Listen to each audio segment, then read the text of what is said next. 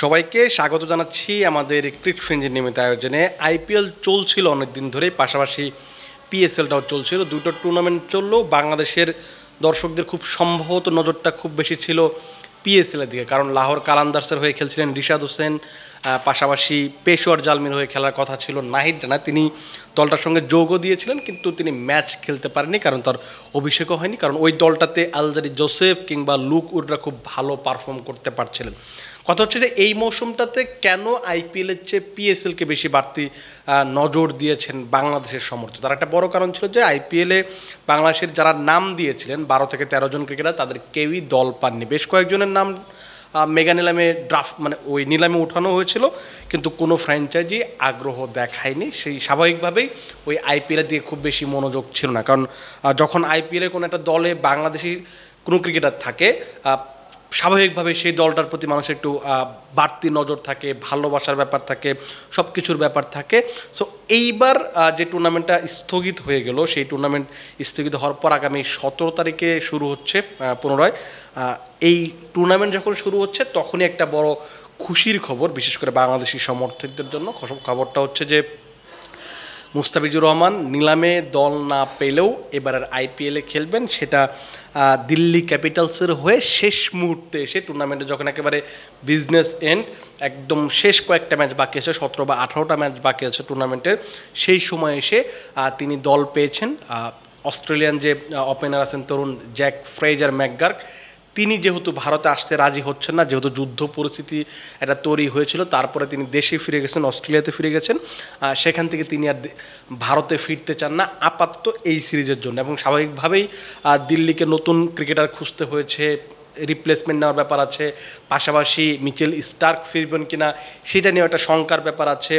সেই কারণেই কিন্তু তাদের ওই রিপ্লেসমেন্টের দিকে ঝুঁকতে হয়েছে, এবং ওই ম্যাকগার্কের বদলি হিসেবে মুস্তাফিজুর রহমানকে দলে নেওয়া হয়েছে। এবং আপনি প্রশ্ন করতে পারেন যে একজন ওপেনার ব্যাটসম্যানের পরিবর্তে আপনি কেন একজন পেসার নিচ্ছেন। এই যেটা বললাম যে মিচেল স্টার্ক তিনি আসবেন কি আসবেন না সেটা নিয়ে এখনও একটা কনফিউশন আছে, ফ্র্যাঞ্চাইজিও জানে না, কেউই জানে না। এবং স্টার্ক এখন পর্যন্ত ক্লিয়ার করেননি তিনি কবে নাগাদ আসবেন, কিংবা আদৌ আসবেন কিনা সেটারও আসলে নিশ্চয়তা নেই। স্বাভাবিকভাবেই দিল্লি হয়তো একটু আগে থেকেই একটু প্ল্যান করেছে, যেটা হচ্ছে যে যদি স্টার্ক বাই চান্স না আসে তখন আমার একটা পেসার দরকার হতে পারে, তখন আমি আসলে কাকে নিব। যেহেতু আমি ম্যাকগার্কে খেলাচ্ছি না এখন, কারণ ম্যাকগার্কে তাদের খেলানোর খুব বেশি প্রয়োজন পড়ছে না। আপনি কারণ হচ্ছে যে আপনি করণ নায়ারকে আপনি ওপেনিং করাচ্ছেন, অভিষেক পোরেল আছে, আপনি চাইলে ফাফ ডুপ্লেসিকে খেলাতে পারছেন, লোকেশ রাহুলকে চাইলে আর একটু উপরে খেলাতে পারেন।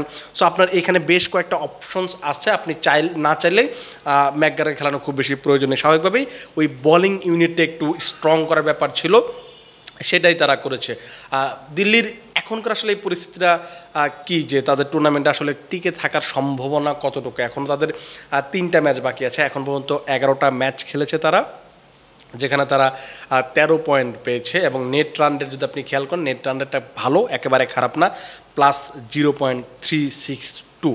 সো এখান থেকে যদি তাদের কোয়ালিফাই করতে হয়, তাদের কিন্তু এখনও 3টা ম্যাচ খেলতে হবে। 3টা ম্যাচে খুব সম্ভবত 18 তারিখে তাদের প্রতিপক্ষ গুজরাট টাইটান্স, তারপর 21 তারিখে ওয়াংখেড়েতে খেলা হবে, সেটা হচ্ছে মুম্বাই ইন্ডিয়ান্সের বিপক্ষে, এবং শেষ যে ম্যাচটা সেটা হচ্ছে পাঞ্জাব কিংসের বিপক্ষে। আপনার যদি মনে থাকে, খুব সম্ভবত 9 তারিখে যে ম্যাচটা বাতিল হলো বা স্থগিত হলো, সেই ম্যাচটা কিন্তু পাঞ্জাবের বিপক্ষে তারা খেলছিল। পাঞ্জাবের ওই ম্যাচটা তারা হয়তো হেরেও যেতে পারতো, কারণ পাঞ্জাব যেভাবে ব্যাটিং করছিল, বিশেষ করে সিমরান সিং এবং প্রিয়াংশ আরিয়া যেভাবে ব্যাটিং করছিলেন, তখন মনে হচ্ছিল যে দিল্লি খুব সম্ভবত এই ম্যাচটাও হেরে যাবেন। দিল্লি কিন্তু রিসেন্ট ফর্মটা খুব বেশি ভালো না, তারা খুব সম্ভবত লাস্ট 5টা ম্যাচে মাত্র একটাতে জয় পেয়েছে। তার আগের যে ম্যাচটা খেলেছে পাঞ্জাবের বিপক্ষের আগের ম্যাচটা, যেটা ছিল সানরাইজার্স হায়দ্রাবাদের বিপক্ষে, সেখানে বৃষ্টির কারণে সেখানে তারা একটা বাড়তি পয়েন্ট পেয়েছে, একটা পয়েন্ট পেয়েছে। সেই ম্যাচটা যদিও তারা হেরে যেতে পারতো, কারণ তাদের ব্যাটিংটা ভালো হচ্ছিল না, খুব সম্ভবত 30 বা 34 রান করেছিল। তো হায়দ্রাবাদের মাঠে গিয়ে আপনি নিশ্চিতভাবেই 134 রান করে তো ম্যাচ জিততে পারবেন না। তো সেখান থেকে তারা একটা পয়েন্ট পেয়েছে, তাদের জন্য একটা ইতিবাচক দিক। এখন তাদের কোয়ালিফাই করতে হলে কি করতে হবে, সেখানে আরেকটা ম্যাচ যদি জেতে 15 পয়েন্ট হবে। 15 পয়েন্ট তিনটা ম্যাচ যেহেতু আছে, তিনটা থেকে যদি একটা ম্যাচ জিততে পারে সেক্ষেত্রে 15 পয়েন্ট নিয়ে তাদের যাওয়ার সম্ভাবনা আছে, কিন্তু আপনি নিশ্চিত হয়ে যাবেন সেটার কিন্তু বলা যাবে না। কারণ হচ্ছে আপনার অন্য দলগুলোর দিকে তাকিয়ে থাকতে হবে, এবং 15 পয়েন্টের চেয়ে অলরেডি গুজরাট টাইটান্সের পয়েন্ট 16 হয়ে আছে, রয়্যাল চ্যালেঞ্জার্স ব্যাঙ্গালোর পয়েন্ট 16। আপনি যদি মুম্বাইয়ের দিকে তাকান, মুম্বাইয়ের পয়েন্টও কিন্তু 14 পয়েন্ট এখন। সো আপনি চাইলে আসলে 15 পয়েন্ট নিয়ে যেতে পারবেন না, অনেক কিছুর হিসাব যদি কিন্তু হিসাব থাকবে। আপনি যদি 17 পয়েন্ট অর্জন করতে পারেন, অর্থাৎ 3টা ম্যাচের ভিতরে যদি 2টো ম্যাচ জিততে পারে, সেই ক্ষেত্রে কিন্তু চান্সটা অনেক বেশি থাকবে। যদিও এখনও 6টা দলের যে 7টা দল এখনও লড়াইয়ে আছে সেরা চারে যাওয়ার জন্য, সেক্ষেত্রে 7টা দলের ভিতরে অন্তত 6টা দলের 17 পয়েন্ট কিংবা তার চেয়ে বেশি হওয়ার সম্ভাবনা আছে। তার মানে হচ্ছে আপনি কিন্তু 17 পয়েন্ট নিয়েও সেরা চারে যাবেন সেটার নিশ্চয়তা নেই। কিন্তু তারা যদি 3টে ম্যাচে জিততে পারে সেক্ষেত্রে তাদের সেরা চারে উঠে যাওয়া নিশ্চিত হয়ে যাবে, কারণ 3টা পয়েন্ট যখন তারা পাবে তখন তাদের পয়েন্ট হবে হচ্ছে 21 পয়েন্ট। সো তখন তো আপনার আসলে 19 পয়েন্ট হবে, সরি। তার মানে তখন আপনি নিশ্চিতভাবে যেতে পারবেন, কারণ 19 পয়েন্ট পেলে আইপিএলে সেরা চারে যাওয়ার মানে অনিশ্চিত হওয়ার কিছু নেই। সো তাদের আসলে কাজটা অনেক কঠিন। এখন মুস্তাফিজুর রহমান জয়েন করলে কি আসলে এই কাজটা তাদের সহজ হবে কিনা, সেটা হতে পারে তুলনামূলকভাবে, কিন্তু আবার এই প্রশ্নটাও থাকছে যে যখন মুস্তাফিজুর রহমান জয়েন করবে তিনি কি ম্যাচ খেলতে পারবেন কি না। কারণ তাদের যদি আপনি পেস বোলিং যা দেখেন, তাদের পেস বোলিং কিন্তু বেশ কয়েকটা দেশি পেসার আছেন। আপনি থাঙ্গারাসু নাটরাজনের কথা বলতে পারেন, মুকেশ কুমার খুব সম্ভবত আছেন, মোহিত শর্মা তিনি হয়তো ইনজুরির কারণে খেলতে পারছেন না। সো তাদের বেশ কয়েকটা অপশনস আছে, কিন্তু আমার কাছে যেটা মনে হচ্ছে যে যেহেতু 3টা ম্যাচের জন্য মুস্তাফিজুর রহমানকে 6 কোটি ইন্ডিয়ান রুপি দিয়ে নেওয়া হচ্ছে, সো আপনি এমন একজন ক্রিকেটারকে নিয়ে যাচ্ছেন যার জন্য আপনি 6 কোটি টাকা রুপি খরচ করছেন। সো আপনি এই 3টা ম্যাচের জন্য এত টাকা খরচ করে নিশ্চিতভাবে তাকে খেলানোর জন্যই তো নিয়ে যাবেন, না হলে তো আপনি এত টাকা খরচ করে রিপ্লেসমেন্ট নিতেন না। সো আমার মনে হয় যে মুস্তাফিজুর রহমানের ভালো একটা সম্ভাবনা থাকবে অন্তত 2টো ম্যাচ খেলার।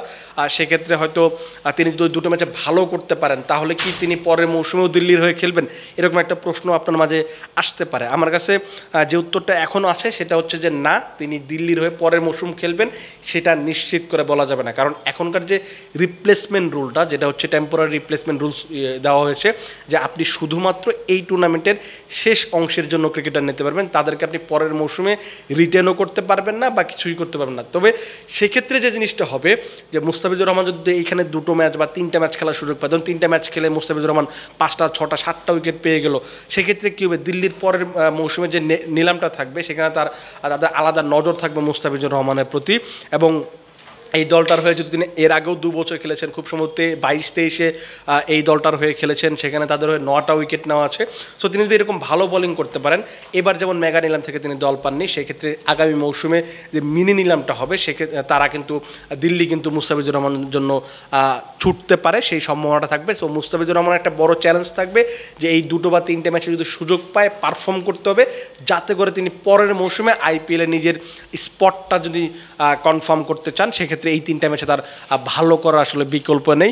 আমরা বাংলাদেশি সমর্থক হিসেবে নিশ্চিতভাবেই চাইবো যে মুস্তাফিজ যেন এই 3টা ম্যাচেই পুরোপুরি সুযোগ পান এবং সুযোগ যেন কাজে লাগাতে পারেন, দিল্লিকে যেন ম্যাচ জেতাতে পারেন, নিজেও যেন পারফর্ম করতে পারেন, সেই ব্যাপারটা যেন থাকে। তাহলে আমরা বাংলাদেশের মানুষও খুশি হবে, পরের মৌসুমে তার একটা স্পটও ফিক্সড হয়ে যাবে বলে ধরে নেওয়া যাচ্ছে। এই হচ্ছে আমার কাছে আপাতত খবর। এবং 18 তারিখে যেহেতু মুস্তাফিজুর রহমানের ম্যাচ আছে গুজরাট টাইটান্সের বিপক্ষে, সেই ম্যাচের আগে নিশ্চিতভাবে আমরা ওই ম্যাচের প্রিভিউ করব বা ম্যাচে কি করা যেতে পারে, এই টুর্নামেন্টটা ওই ম্যাচে আসলে মুস্তাফিজের খেলার সম্ভাবনা কতটুকু, কিংবা দিল্লির পরিকল্পনা কী থাকবে, গুজরাট কীভাবে অ্যাপ্রোচ করতে পারে, সেই ব্যাপারগুলো আমরা একটা আলোচনা করব।